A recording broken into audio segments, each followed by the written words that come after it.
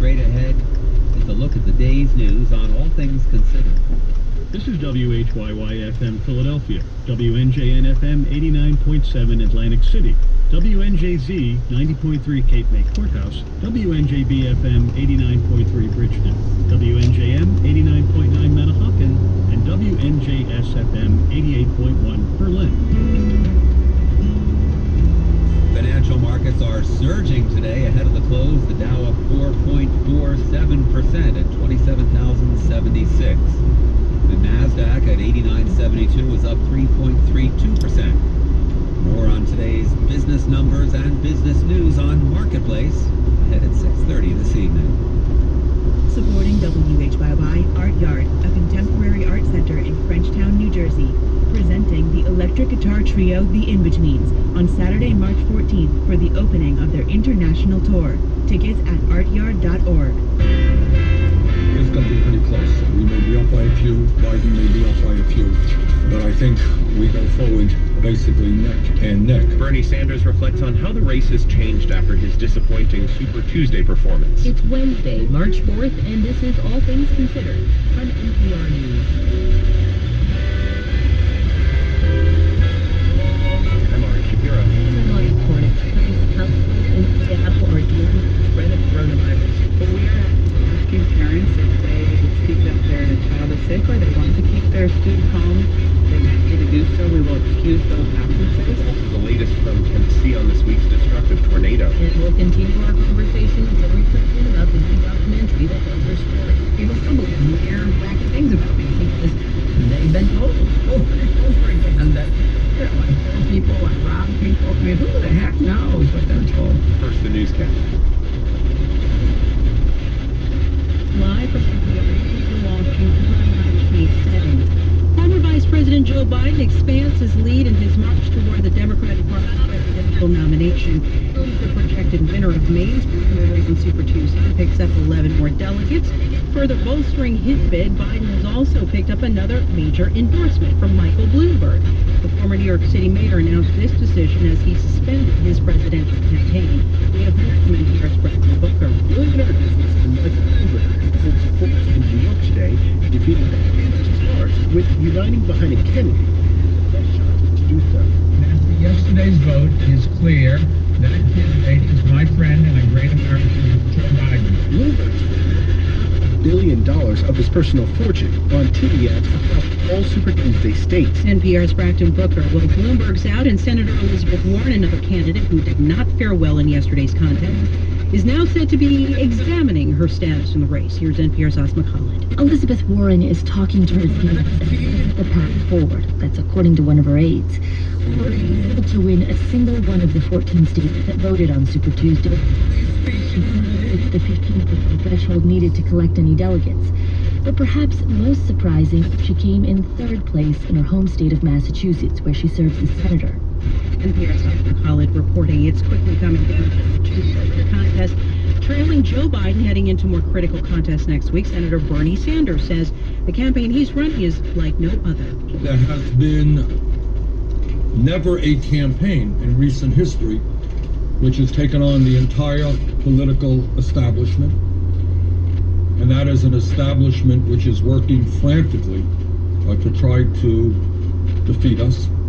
Sanders speaking from his home state of Vermont. In other news, Vice President Mike Pence plans to travel to Washington state, which is struggling with an increasing number of coronavirus cases. NPR's Franco Ordonez reports Pence will visit the state after stopping for a previously scheduled trip to Minnesota. Pence said he'll visit Olympia and meet with Governor Jay Inslee to discuss further coordination between federal and state officials. The state of Washington has been particularly hard hit, with multiple deaths having occurred at a nursing home in Kirkland, Washington. We all grieve the loss of American lives. Word this morning from the CDC is that one more American has expired, and their family has our condolences. 10 Americans have succumbed to this disease. Pence said the state of Washington and other communities impacted by the virus will have the full resources of the federal government to help them tackle the crisis. Franco Ordonez, NPR News, the White House. Washington State's reporting another fatality, and California's confirming its first death from coronavirus, bringing the death toll to 11. This is NPR. Good afternoon. I'm Dave Heller, WHYY News. It's 4:04. One of 3 immigrant families avoiding deportation by living in churches in Philadelphia has been cleared to leave. Suyapa Reyes says she could hardly believe it when she first heard she'd be able to live outside of a church for the first time in about a year and a half. Entonces yo gritaba, yo brincaba Then I screamed and I jumped for joy. What I was hearing was amazing. y era increíble lo que estaba oyendo. Reyes has become eligible for a visa to stay in the United States legally, so federal authorities agreed not to arrest or deport her. She and 4 of her children moved into the First United Methodist Church of Germantown in 2018 after she lost her asylum case. 2 of her children are U.S. citizens. Due to a long-standing practice, federal immigration authorities do not make arrests in sensitive locations such as places of worship. The 2 other families are also staying in area churches after losing their asylum cases. All are pursuing ways of staying legally in the United States. The Pennsylvania presidential primary is still 2 months off, but expect to see Vice President Joe Biden return frequently to the state where he was born. U.S. Senator Chris Coons of Delaware is a big Biden advocate. Coons says after rallying to win big yesterday, Biden will focus instead on battleground states like Pennsylvania. One of Joe's strengths is he's never forgotten where he's come from. Folks know him, they know his heart, they know his commitment, and they know how hard he will fight for them. I do expect we'll see Joe in Delaware and in Pennsylvania in the months ahead. Pennsylvania is absolutely one of the critical must-win states for the November election. Despite the late primary date of April 28th, Pennsylvania voters could play a big role in the contest between the 2 frontrunners, Biden and Bernie Sanders. Delaware is also holding its primary April 28th. Tonight's forecast includes a chance of showers, clearing skies overnight, low 37 degrees. It's 4:06.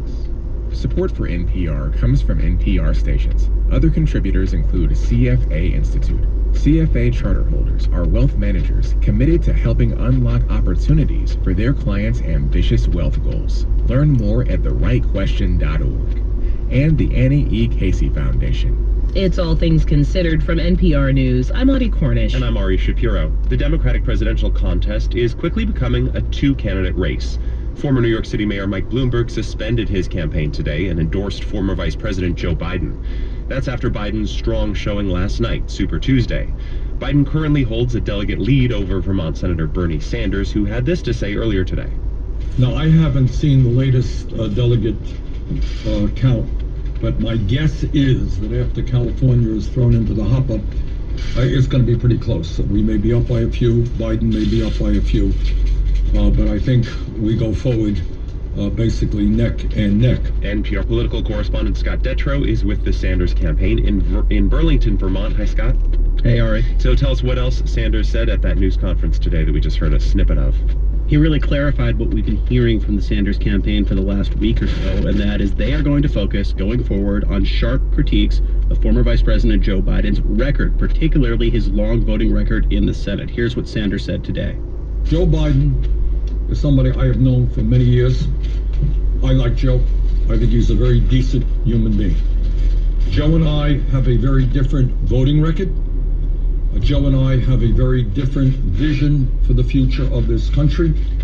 And Joe and I are running very different campaigns.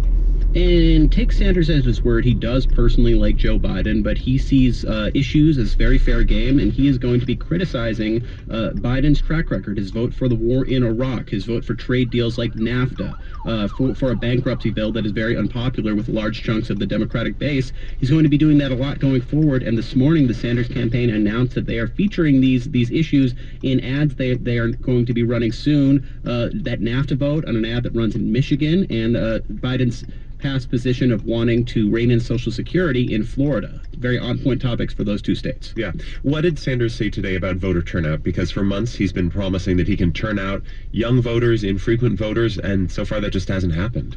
It hasn't happened at all. This is something he says at every single rally, and it's the big argument he makes for why he's the more electable candidate than Joe Biden. He was pretty blunt about the fact that so far it has not been what he's wanted to see.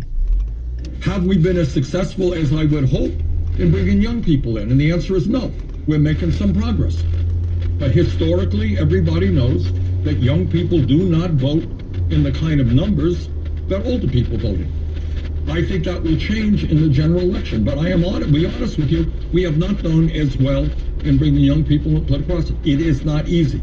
And this is an interesting evolution to this argument. Before Iowa, New Hampshire, Nevada in particular, Sanders was promising, if we have the biggest turnout this primary or caucus has ever seen, we will win. Now the argument from him and some of his surrogates is, well, it's coming, just not until November. Scott, let me pivot you to the Biden campaign. A lot of late deciding voters broke for Biden in the past several days. How can his campaign keep up the momentum for the next round of states ahead? Well, it's hard to have 15-point or so shifts over the course of the day going forward, but certainly Biden is hoping to continue to have that energy, that increased vigor that you've seen in the campaign trail in the last few weeks or so. I think one thing he has going for him is the next few sets of states to vote. Mississippi and Missouri next week. Those are the types of states Biden could do well in. Florida and Ohio after that on March 17th. I think next week, Michigan is the big showdown, not in terms of delegates, but the symbolism and the narrative. This is one of those states that Trump flipped to win in 2016, and Democrats need to win back. It's Michigan, Wisconsin, Pennsylvania. There has been a year-plus conversation about which Democrat is best positioned to win those states, and Michigan is the first state which offers a real-life chance of which Democrat do voters there want to see as the nominee. As you mentioned, today's big news is Mike Bloomberg dropping out and endorsing Biden. What is that likely to bring to the Biden campaign beyond money, which I'm sure the campaign is hoping for? I think the biggest question is how quickly Bloomberg converts his campaign into some sort of Biden-aiding super PAC. As much as Mike Bloomberg himself disappointed on the campaign trail, he had really polished advertising that just inundated the United States of America. That's something that Joe Biden has been lacking in. He's been vastly outspent by a lot of his opponents. If Bloomberg is on the air quickly with ads for Biden, that could make a big difference. And Elizabeth Warren's team says she's assessing the path forward. Does she have one? It's really hard to see. It's really hard to see it, especially after coming in third place in her home state, trailing Joe Biden and Bernie Sanders. That's something that many candidates don't come back from. Sanders was asked today whether he's talked to Warren. He said they had a conversation earlier today. He spoke very carefully when answering that question, and he said he's going to leave her to make up her own mind in the race. If she does get out, though, I don't think it's a guarantee that the bulk of her supporters would go to Bernie Sanders. All right, NPR Scott Detrow, thank you. Thank you. 10 people now have died from the coronavirus in Washington state. The situation has led more than a dozen schools there to close to try to stop the spread of the disease. Seattle Public Schools, however, remains open. Superintendent Denise Janot joins us now. Can you talk about your decision not to close schools as some of those in your region have done? Sure. There is a great deal of concern throughout our community, and that includes our school community. And of course, the health and well-being of our students and staff.